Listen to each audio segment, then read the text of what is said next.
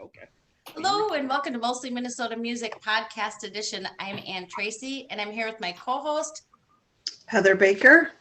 and we are here with Carnage the Executioner. Welcome. Hello. Thanks for having me. Yeah, we are excited to have you on. I think we're gonna have a lot to talk about. I have seen you perform once or twice and I always enjoy it. Oh, thank you. Yeah. I think I saw you perform a few years ago at the Triple Rock. And I'm Oh, that was a while ago. yeah, 'Cause Triple Rock's been gone for a minute. the Triple Rock's been gone from it, but I'm sure that's where it was, and I feel like it was a benefit of some sort or to raise awareness for something, and I Oh, was that back in like 2012? maybe Okay, so maybe it was the a benefit for voting or something. Something about that voting. sounds like what I would. Yeah, Okay, man. Okay, yeah. I was 8 years old, if you can believe that. No. I was like, oh, you got in there, yeah, because it was an all ages show. I think that's what that is. Yes. You've got a show coming up at the Hook and Ladder on Yeah. July 10th. Yes, Tell Saturday, us July about 10th. that show because I'm excited for that one too. Okay, so it's Carnage the Executioner presents the plant-based poets, and I think some people are getting kind of mixed up with what the concept or what it's about. Like, is the whole group? Is there a group called plant-based poets or anything like that? It's not really that. It's more of a concept of people that I'm putting together for a live event that focuses on organic creation, creation from the ground up, in the moment, being in the moment, being aware of the natural surroundings of things. Like, let's get out of our houses and off of our phones and come out and organically connect with people on a grassroots level. So I'm using the term plant-based poets with the word plant in there to kind of metaphorically speak about growth and organic connection and creation from the ground up. And what's more powerful than a plant? You know, you put concrete down, a plant will grow up out of it. So it's that type of feel. Everybody on the bill is are artists that I've worked with before, and we all specialize in creating on the spot. All of us, we're very improvisational. Um, you can put us in a situation anywhere, and we'll come up with music, and it won't necessarily be the same every time. A lot of times it's different depending on what the mood is, what the reaction of the people is, and you know, all those different factors contribute to what our shows and our performances and our interaction with the people looks like. And that's why I feel like calling it something like that and being organic about it is the way to go for this show. And I'm also not into just doing a show. I like to have a concept behind what it is I'm presenting to people. And this seemed like a good rollout for my concept of plant-based poets. So if you want to How do ask more about you that, yeah how do you both as an individual and then collectively with the group that you're doing with it, how do you prepare for something like that? Do you think I'm going to hit a few points or um, you have some things in mind, but most of what you do is in the moment, on the fly, on the spot. So that's another reason why I like that as a concept, and I like performing with these individuals because even me and Desdemona and myself have been performing with each other since 2005, and I would say we've practiced in the regular term of the way people used it 5 times. Maybe 5 times ever. Like, we just perform. Like, we know our songs and we do them on the spot and see what happens. There's no pre-recorded material, so most of what you're going to hear there is not pre-recorded. When we perform, they're not beats that are already made. They're beats that I make on the spot. wow. Even with Salty had to back out of the performance because uh, Jacqueline Alton hurt her finger, so she can't play cello. So we had to remove Salty from the bill. But we have my partner Just Wolf. He's really good, and him and I perform on the spot. Sometimes we'll show up at a show, and I'm like, "Let me make all your beats for you," and I just make his beats for him, and he performs on top of them. Um, and that's what I wanted to do. I wanted to put together a show that allows me to perform with anybody in any setting, at any time, at any speed, in any event, without feeling the pressure of having to do it exactly the same way each time. So, in that respect, there is not a lot of planning for it, and that's what makes it cool. I always think, and I used to see a lot of really very experimental noise, ambient type of music. And I think the level of trust when you do that with other people is off the charts. The word trust, it's a big thing, and if you like, we all have to trust each other. If you are how do I say it? If you are proficient in your own art, then the people you work with should be the same, and you shouldn't have to practice all that much, and you all trust that everybody's going to do their job when they come together.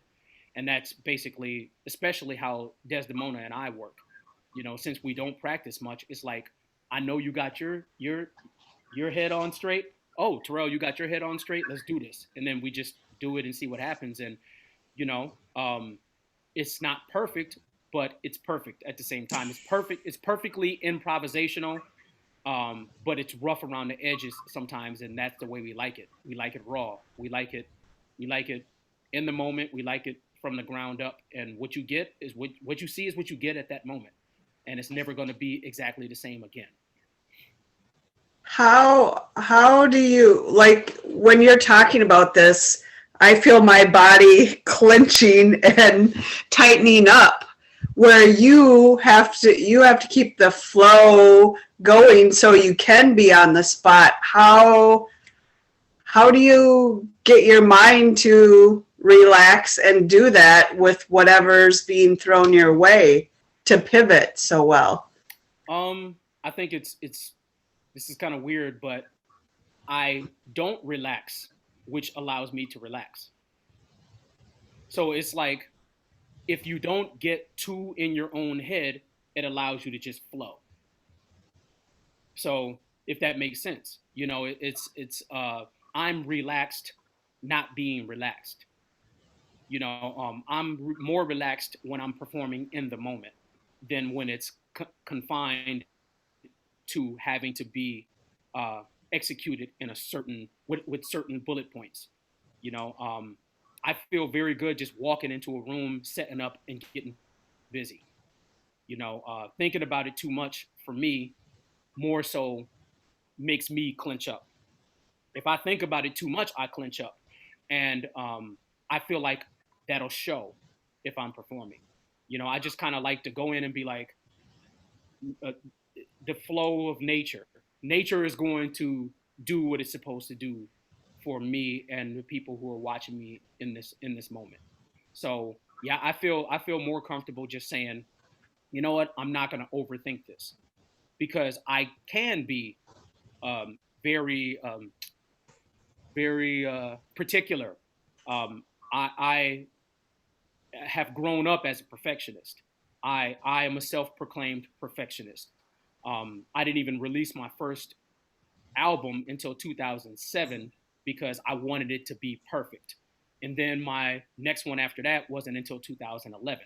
Then after that, it was like, why am I trying to get things so perfect? Why does it have to be so stringently correct by other people's terms? If I like it the way it is, then I'll just do it. And from then, my output has been steady, and I've been putting out material and performing on a level that I think is pretty high since then. Since I came to the realization that I'm more comfortable not overthinking stuff, because I can overthink. It's my personality. I just really, things have to be perfect and in place. Like, if you look at my car, everything is, you know, when you look at me on stage, everything is like symmetric to the what the room looks like and what the stage is and all that. And sometimes I don't want to be that. When I'm on stage, when I'm performing, I don't want to be that. I want to loosen up, because everything else that went into getting prepared for my musical career, and all of these things was spent, my whole life was spent trying to get things perfect. And I'm like, nah, there's perfection in imperfection for me. And just based on what I've seen that you're writing and stuff, is it fair to say that what you see is what you get? So you are completely open, and you don't have to go, wait, should I say it this, that, blah, blah, blah. You're like spitting it out because it's the truth, and that's how it is, and it can flow. I couldn't have described it any better. That's exactly what it is. It's what you see is what you get. And when you see it next time, it might not be exactly the same, but it's still going to be me.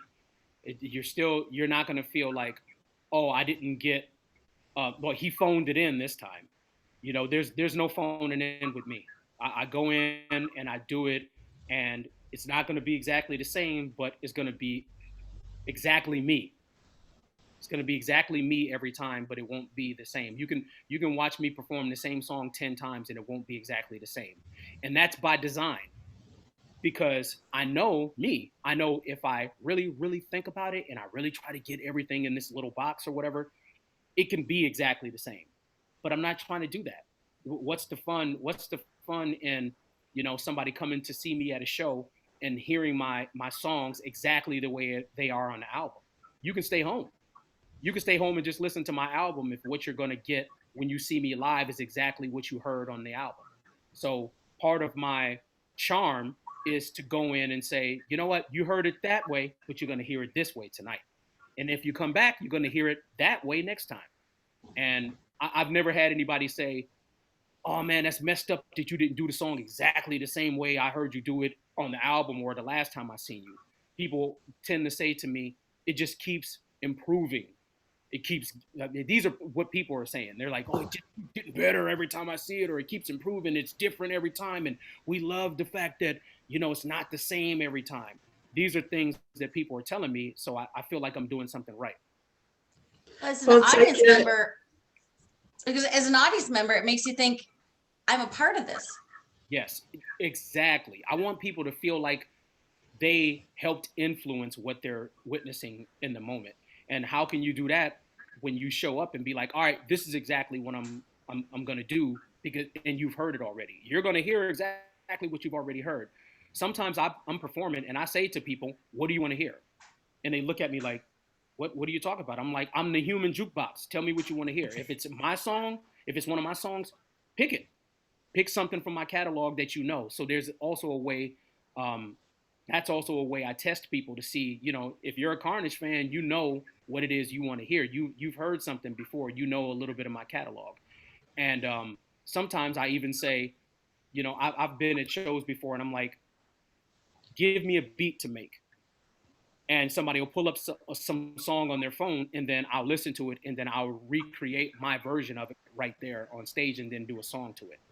That type of stuff is really, that involved people. And I feel like that's unparalleled. That's how you give the people what they want. You make people feel good about paying a babysitter to come out and see you perform. That person feels good about paying a babysitter to come see me perform. That's what I meant. But the audience is definitely a part of my show. I'm not just up there in my own head the whole time, which is fun to be like that, and I think people see it and appreciate it.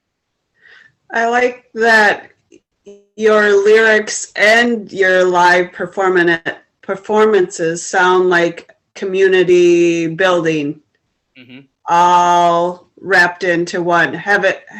Did you start by that way too? Or you said, I know the first few albums you weren't, but performing you didn't either? No, when I first started, I was very, I was confined to what the standards of hip hop were. Like people said, you have to say this, you have to rap like this, you have to address this that way, you have to be super competitive, you have to be the best, you have to assert your dominance. And I came into the game, for lack of a better term, lyrically asserting my dominance, because that's what you do in hip hop. I came in as a battle rapper. the name Carnage the Executioner was a battle rap name. Like when people say, "Oh, you killed it," or "You did a good job," if you are Carnage the Executioner, you did that times 10. You know, you take it to the nth degree, and the killing it has to reach a different level. So I was always super competitive, and it showed in my music until a couple times people who I really respected said, "We know how good you are. Like now we want to know who you are." And somebody said that to me, and it stuck with me. And I'm like, okay, let me figure out how to tell my story. And I asked a friend of mine, shout out to my brother Christoph Crane. I said to him, I have so much I want to talk about. I have this rich history of success and turmoil, and I want to talk about it. But I don't know exactly how to do it, how to start it. And he said, start from the beginning. And that's all he said. He was like, just start from the beginning. And I'm like, oh, okay. So one of the first songs I wrote was a song called The Maynard Terrell Wood Story. My first name is Maynard. I go by Terrell, which is my middle name. And I talked about my life before I was born. I talked about, my mom going through what she went through, which influenced my life once I was born. So that I did exactly what he said. I started at the beginning. And even before the beginning, I started at the beginning, the beginning of before I began. And people have said to me, that's their favorite song of mine. They listen to it and cry. There's a couple people who said every time they listen to that song, they cry. And I'm like, well, how many times have you listened to it? And they're like, 100. And they cry every time they hear it, because I really didn't take lightly talking about my history and what it was that started what I turned out to be. And that is what allowed me to really open up and become less competitive and become more of a person for the people. And now I just really I can't turn that away. I can't turn that off. And I've always been that type of person anyway. It just wasn't reflected as much in the writing of my music. So now what I'm doing now is more who I am than what I was doing before, even though I was saying back then, I'm keeping it real. That's what hip hop was about when I first came in the game. It was about you got to keep it real. Keeping it real is being real hip hop. And when you're real hip hop, you have to be homophobic. And when you're real hip hop, you can't be a bitch. When you're real hip hop, you got to be hard. When you're real hip hop, you got to come in and dominate and show everybody you're the best. And I'm like, okay, I was ready to do that, and I did it for too many years. And now I'm about building. I'm about telling people my story so maybe they can find something within that story and figure out how to maneuver through the turmoils that they're going through in their own lives. And it's been, I've seen some of the most success in the past 10 years of my career in comparison to what I did, when I first started rapping on stages in 1995. The last 10 years, I've seen a better response from people based on what I've been doing for the last 10 years than even, the first, 20 years before that. It's pretty crazy. I was going to say the last president could have taken a few notes from you on being real and not going out there being all the things, which kind of leads us to your last album. You have a few things to say on that. Oh, which one are you talking about? The Antifo album? Yeah. Oh, so you picked that up too? Yeah. All right. Okay. All right. Yeah, that one. Yeah. that one. Yeah.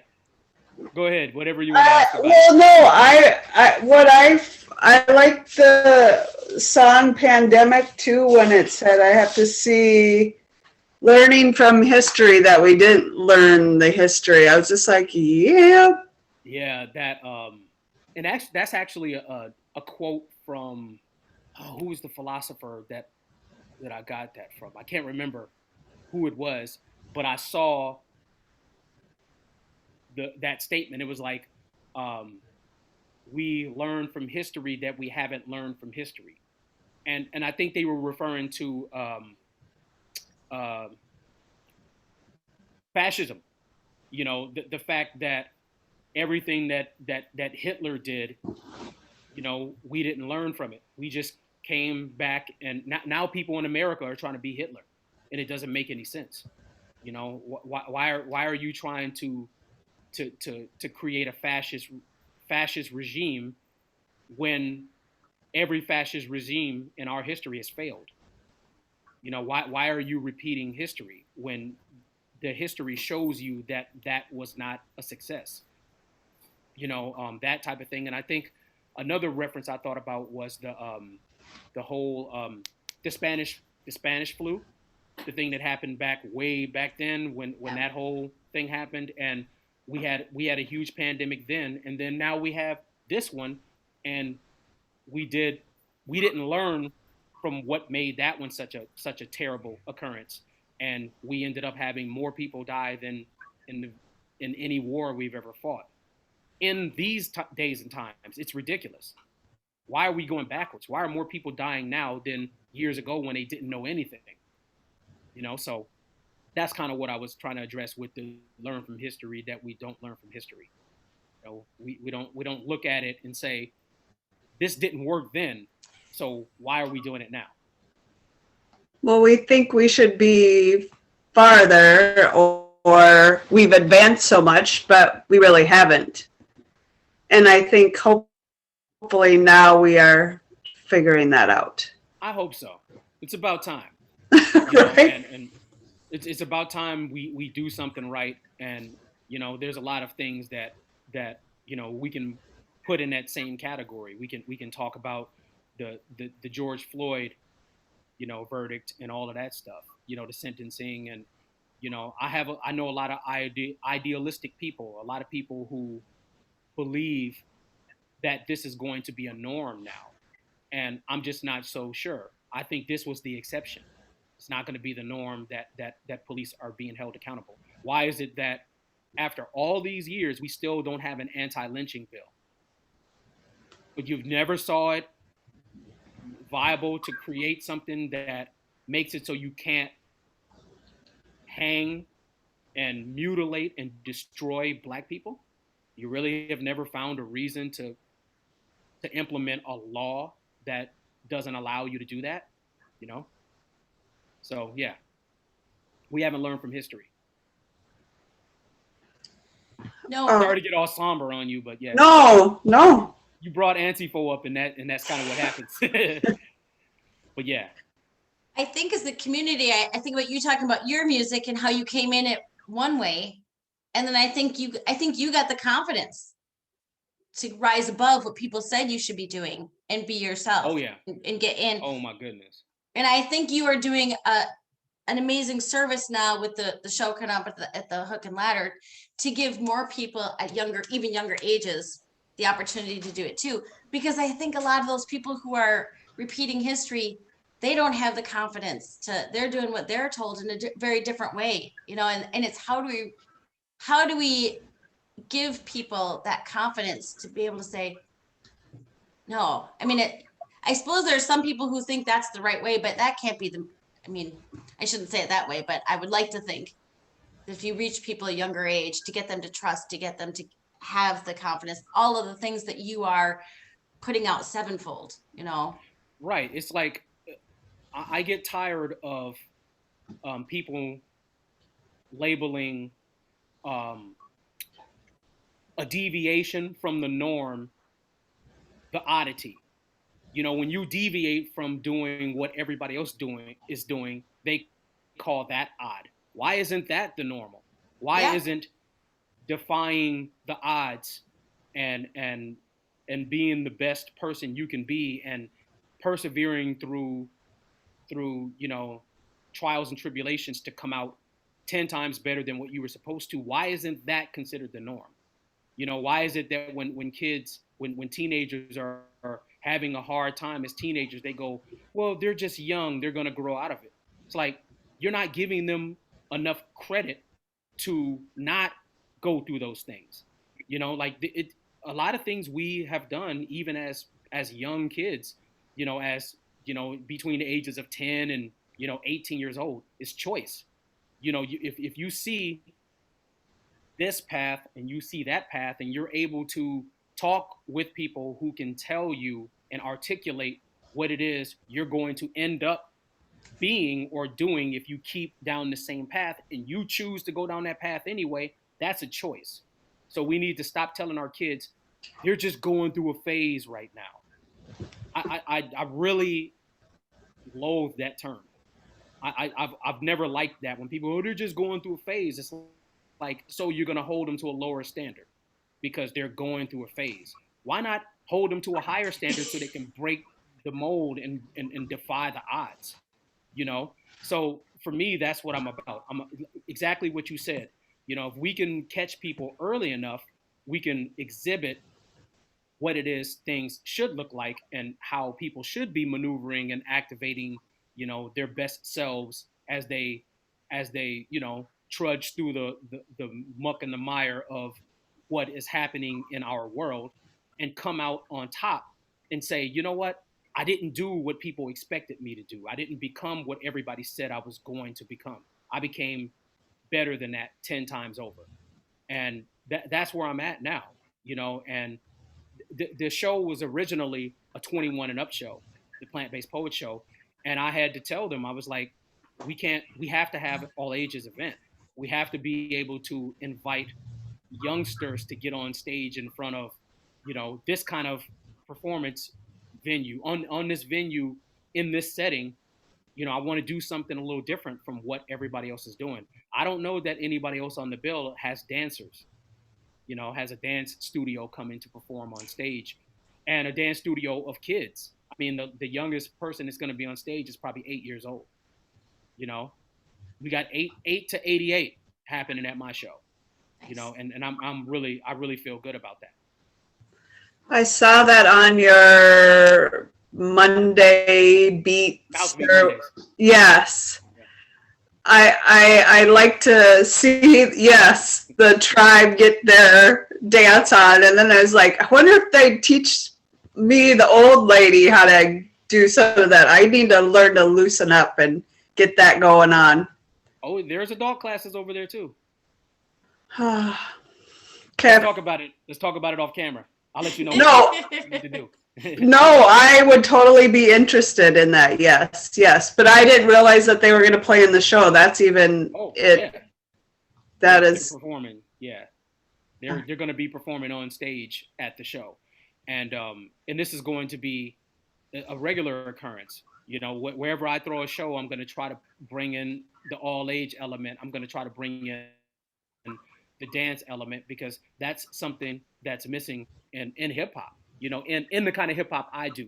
The traditional old school, you know, 80s and 90s rooted hip hop has kind of moved away from the dance aspect. And I'm like, nah, man, breakdancing, like, you know, just freestyling on stage and being in the moment. That's where it's at, you know, for me. I want to drop a beat and have people have never heard that beat start moving to it. And that's kind of what happened there. I was in the practice room and they came in and I was like, I'm going to just drop a beat and y'all just do what you do. And I boom, boom, boom. And they just started dancing. It was like, all right, that's cool. That's a wrap. We're done. You know, they didn't know what I was going to play, you know, and I just happened to have that beat going when they came in, you know. So again, in the moment, organic, improvisational performance from the ground up, right there in your face, on the spot, you know, plant-based poets. And it gives more opportunities to more people. We can't all sing, but some of us can dance. And I think anything you can. I mean, Brother Ali used to have dancers on stage. I remember. Yeah. Yeah. Yep, and I always enjoyed that aspect of the performance. Yeah. Always enjoyed that aspect of the performance. I mean, I because I can't sing, I can dance, you know, I think but anything you can do to give more opportunities to people. And it does make it better for the audience. You know, when you see people dancing, you dance. Right. And I'm all about dancing. And it feels really good for me when I see somebody dancing to a beat that I made with my mouth. I'm like, they're dancing to my mouth. This is kind of cool. You know, and you know, the poets part of that is we're all influenced by music. We're all using music as an influence to express ourselves. You know, when people hear a song, they go, well, that song touched me, and you said something that really resonates with my story. You know, that is people tell, like, I've had people say, if you want to know about me, listen to that song, whatever song it is. And I'm like, that's a cool way of looking at it, you know, because you're a poet. You're using music to express yourself, and you're doing it on a, hopefully on a grassroots, from the ground up level, where you're able to connect with people. Like, Zoom is all good, but you know, one day I want to meet you guys. You know, and let's get off the camera and go have a drink. Yeah. You know, a non-alcoholic drink, because I don't drink. But yeah, have you know, have a juice, have a coffee, have a plant-based meal. Let's sit down and kick it, because that's where I'm at with it. You know, I really feel like we need to connect with one another in whatever ways we can. And you know, sometimes people want to text. I'm like, I don't want to text. I'm gonna give you a call. So a phone call is closer to connecting with the person than a text is. You know, so I really live what it is I'm talking about with all of these movements. You know, especially the plant-based poets movement. I'm really trying to be the example of what it is I'm putting out there. Otherwise, I'm lying. You know, I've lied for years, trying to be the hardcore MC, trying to be the best, and trying to be non-inclusive. Oh, I'm better than you, and you're down there. You know, I've done enough of that. I don't want to do that anymore.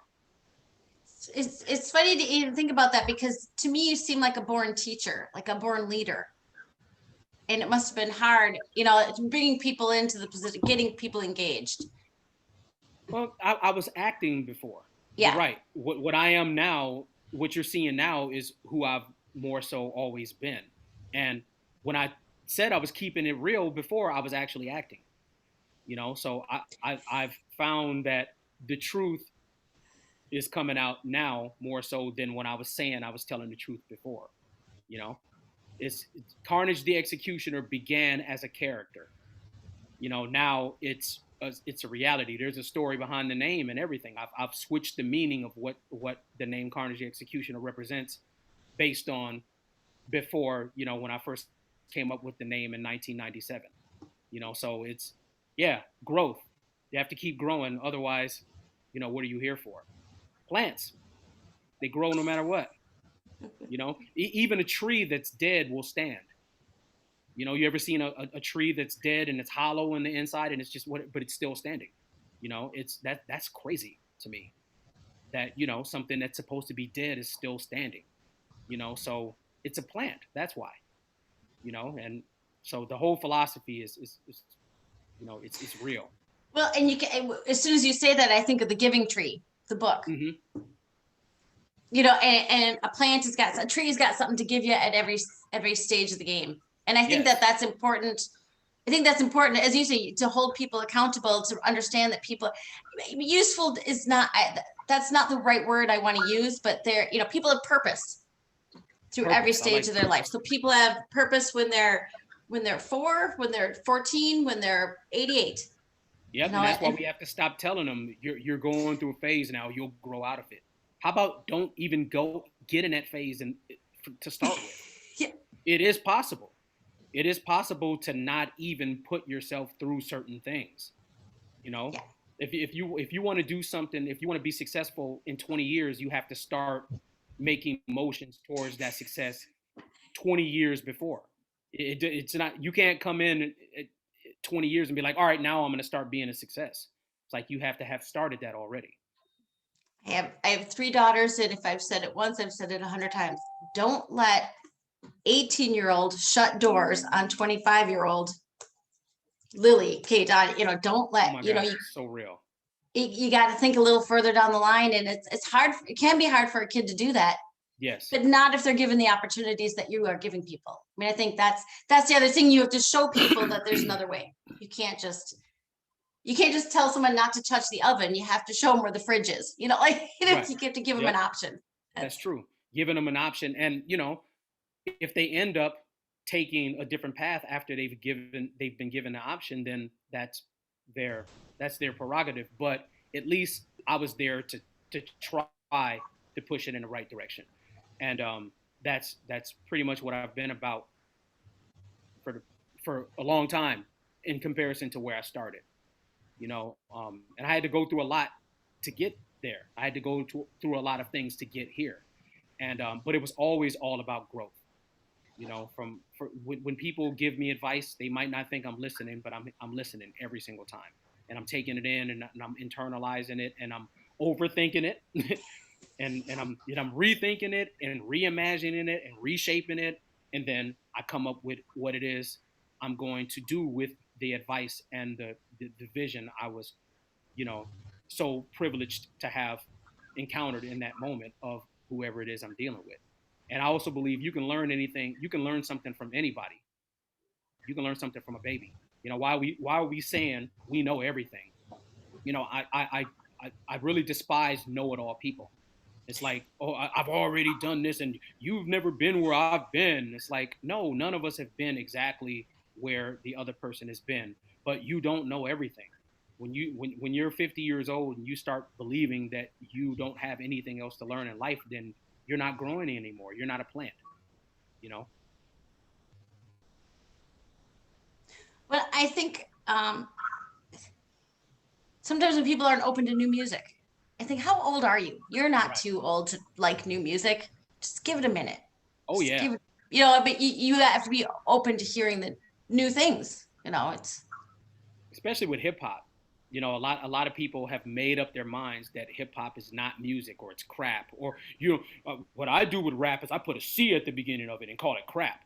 Like I have not heard that. Neither you have never I heard don't that? I. play rap. No, I I mean hear that's that all the time. I hear it. I've been hearing it for years, and I'm like, you're kind of an idiot. You yeah, know, that's you're cutting yourself off from a vast, array of experiences you could be, taken into your being, into your fabric, so that you could become better. A lot. I've done a lot of shows before where people come up to me and say, I don't like rap. I've never liked rap before. I've never really gotten into it, but I love what you do. That's a almost a backhanded compliment, but it's actually a good compliment. If you turn somebody into a believer yeah. who wasn't a believer before, then you know you're doing something right, and you're breaking boundaries. You're getting rid of the vision that everything has to be to everybody's liking. Oh, when you hear something, like I've heard songs before, and I'm like, man, this is not a good song, and I come back and hear it 10 years later, and I'm like, I was tripping.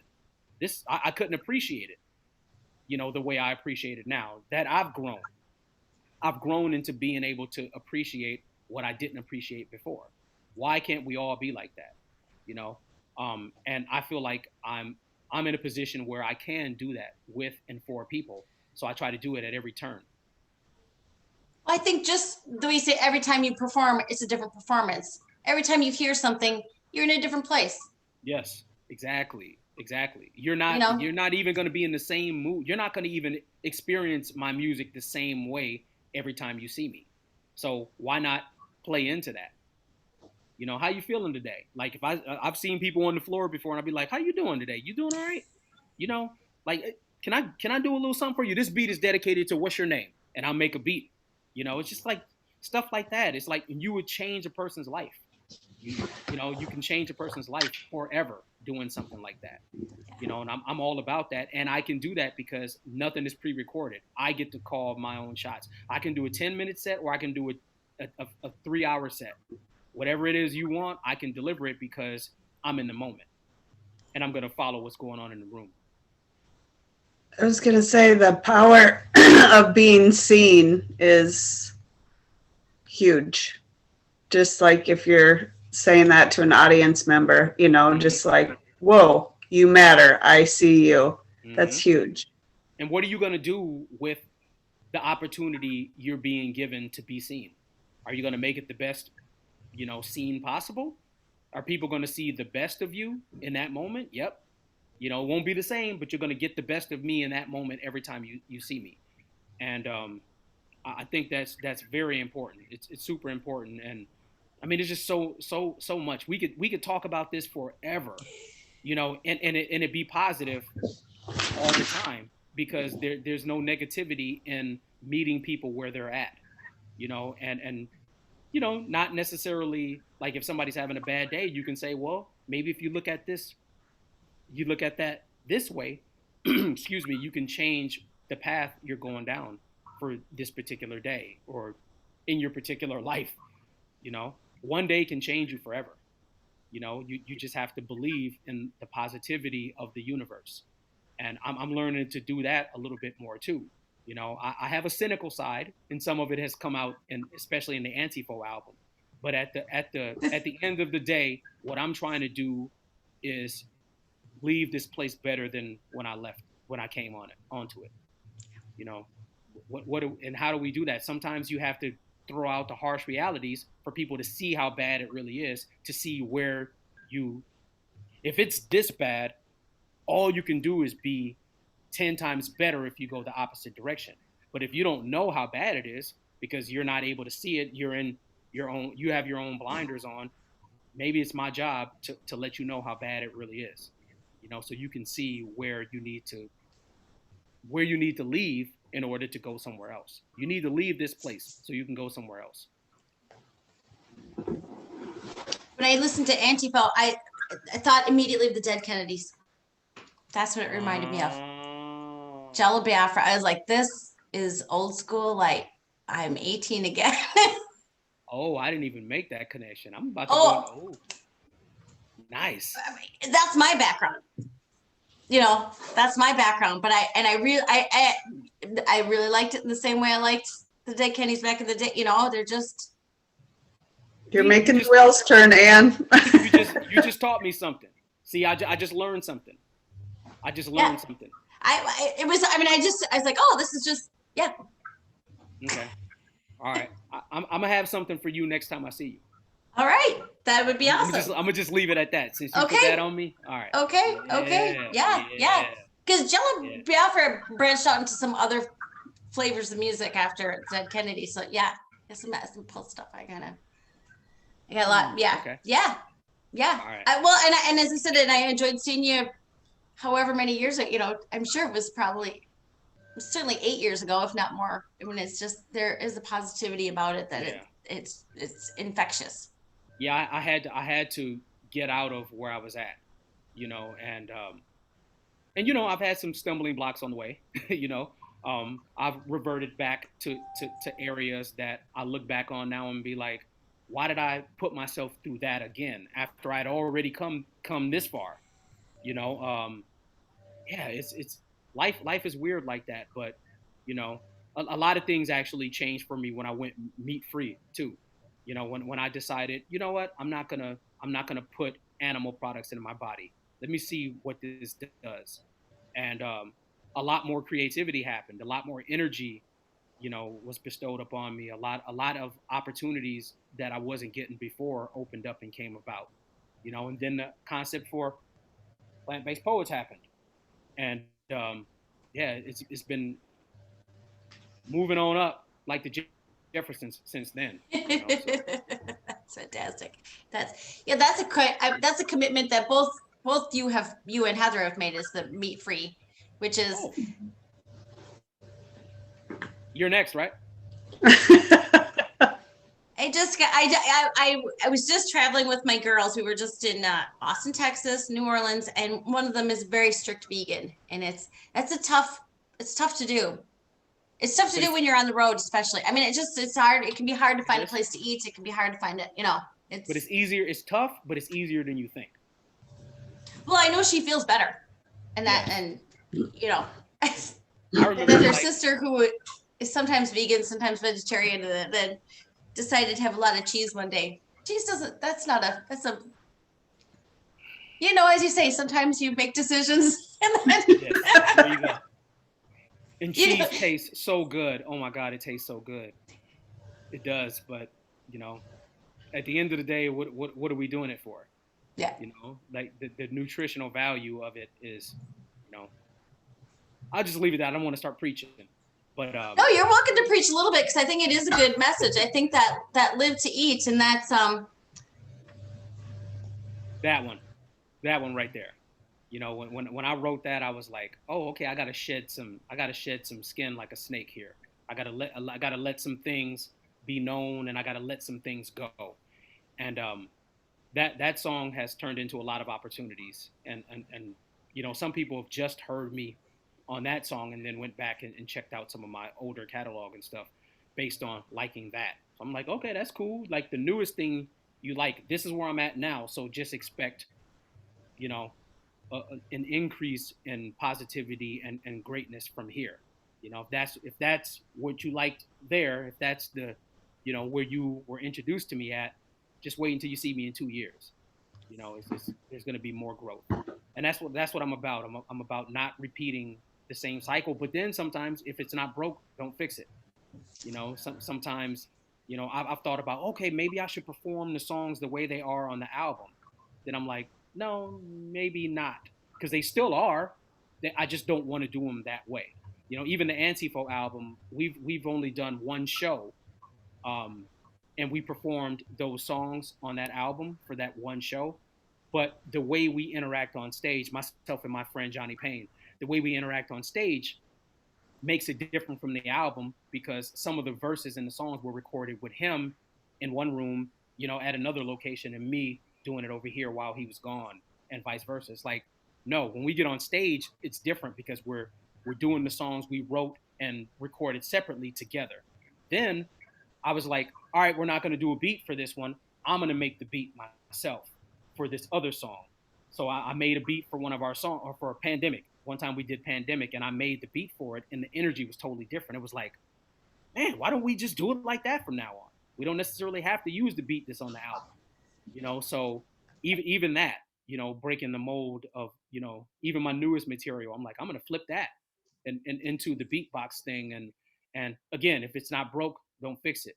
People like to see that live in the moment performance. I've asked people, do you want to hear the beats the way they are on the album? No, keep doing it like that. All right, cool. So I listen to the people too. That's why we go to see live music, as you said. Otherwise, I can be in the comfort of my own living room listening to the album. Yep. And there are days where that, certainly in the last year and a half, there are days where that sufficed. But live music, nothing better. Nothing better. So yeah, let's hopefully these people who are saying, oh my God, I miss live shows so much, hopefully they're gonna come out, because we need you. We have something to give to you that you haven't been experiencing during the pandemic or ever. You're not going to see this show exactly this way again. You're not going to see it from anybody else, and you're not going to see it like this. Why not come out and check it out now and get the newest thing that's happening in that moment, until the next time you see us and something different happens. We all can grow each time. And that show. Oh, I have a quick question. Just because you're off the cuff, and sorry if I have a barking dog here. With the dancers, is it they don't know what's coming and you're they have a set too that they're going to do of their own. Rhythm and Shoes is going to do. Yep, they're going to do a set of their own, but then I'm giving it away. Okay, and then. Oh, sorry. No, I didn't mean. No, it's all good. And then I'm gonna come out, and then I'm gonna, when they're like, before I start my set, I'm gonna come out and do something with them on the cuff. So that's cool. They don't know exactly what's gonna happen. I have an idea of what I'm gonna do. They don't know yet, and I don't know exactly how it's gonna turn out, but I think it's gonna be good. So but you're gonna hear you might hear something familiar. I just put it that way. Okay. I was like, I like that. Sorry. She was serious about the dog. That sounds like that's a dragon. He's a big ass dog. That's why she and I are not in the same room. Sorry, the UPS guy. So I was like, I like that you are offering the opportunity of all the dancers to be in the moment too, to not, because it is such a calculated performing thing too, where they get to be free flowing with you. So I think that's huge. Yeah. And also their performance is not going to be exactly the same as when they're practicing or when they're doing it in another setting either, because they've never performed at a hip hop show. You know, like these girls have never come and like done a show on a stage in front of that many people at a hip hop show. So it's already going to be different. You know, I'm putting them in a different element, and they're going to step up and rise to the occasion. And I'm really excited to see how they do with things they already are kind of familiar with. Like they're familiar with their dances and they're familiar with the music that they're going to be performing to, but not in that setting. They're not familiar with it in that setting. So then again, I'm the from the ground up in the moment organic philosophy still applies there too. You know, they've done a lot of shows, but they haven't done this one. You know, so it's going to be pretty cool to see what happens and see what the reaction is going to be. And I think their parents are going to be like, "Oh my God, this is great! We need to come to more shows." And I'm like, "All right, I'll book you. You know, come on, I'll book them. Come on out." You I was know, going to say there's going to be a lot of growth happening that night. yes. And what other way? What other way should it be? We should always be, you know, it's yeah, we can have fun, but you need to grow while you're having fun too. Growth. I'm about constant growth. You know, always thinking about what the next thing could be and what direction positively I can be going in to contribute to something better than what was happening yesterday. That's kind of what I'm about. Sounds like the perfect antidote of this last year plus. Yeah. Are you two fully vaccinated also? Are y'all vaccinated? Yeah. Yeah. I just saw something the other day saying that they're encouraging vaccinated people to to wear masks too because there's a new strain going around. You know, the Delta strain is what they called it. I've heard a little bit about. Oh, I So will say we are lucky here that you maybe have seen a couple of my cherubs walk by. My two daughters go to school in Canada. They're back now, obviously, but Canada is shut down. They don't have the vaccines. It's yes. we are very, and we have to respect that we are blessed here, and we have to act upon it. I think, you know, in a lot of ways, it's Mm-hmm. got to be responsible. I don't think it's time to. Yeah, I don't think it's time to just throw the masks away yet. No. You know, I think we should be wearing them for a little longer. And you know, I have one every time I go somewhere, on me. You know, so hopefully we curtail this. We just get rid of it. You know, get rid of the effects. Um, and I don't know that the vaccine alone is going to be able to do that. It's going to take people making different decisions and better decisions too, and you know, learning from history. You know, let's start doing that for once. You know? Full circle now, and we're at uphill battle there, but I think we can help people understand. Mm-hmm. Or offer them free state fair tickets to get the vaccine, whatever it takes.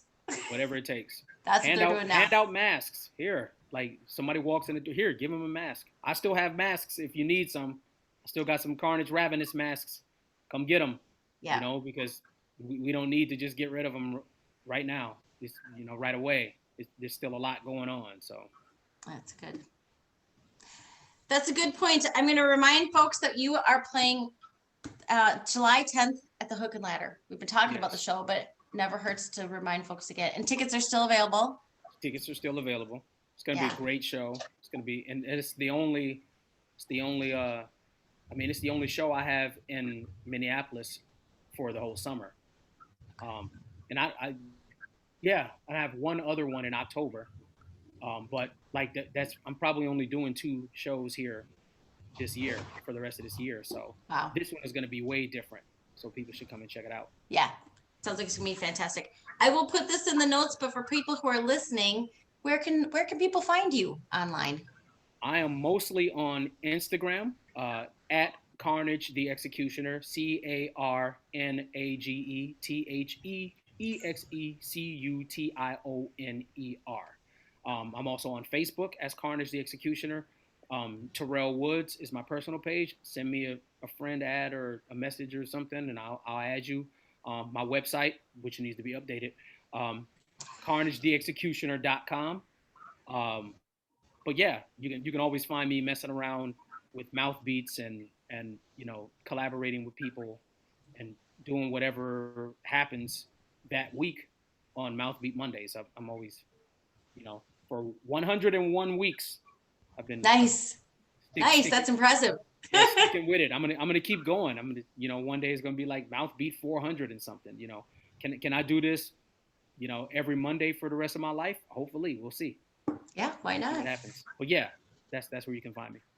That's Thank you. Thank you so much for giving us an hour of your time. Thank you for your positivity. Thank you for your music, and thank you for what you're doing with the community, helping other people find the right path. It's Thank been you so much. fun Thank to you. talk to you. And I appreciate y'all, doing the background, especially, picking up the Antifo album because that's the newest thing. And I really appreciate that you appreciate that because I don't always know how people are going to take the in your face approach to fascism. Everybody's not the same. Everybody, let's just be friends. It's like, I think the people who we're talking about on that record were past friendship. Yeah. We have to start doing something else. Yeah. So that's where we're at. At a certain point, you can't agree to disagree on some things. Yes. This is true. That's yeah. We're there. Yes, exactly. We're there. I was going to say, friends speak the truth, right? Yep. And friends listen. Friends listen. Exactly. Take consideration. Take it into consideration, and discard what doesn't apply to them, and take in and internalize the rest of it. There's going to be something in there if you listen that you can get, even if you don't agree with all of it. Yeah. True. Thank you. Thank you very much. Thank you. Off to listen to some Dead Kennedys. Yeah, there you go.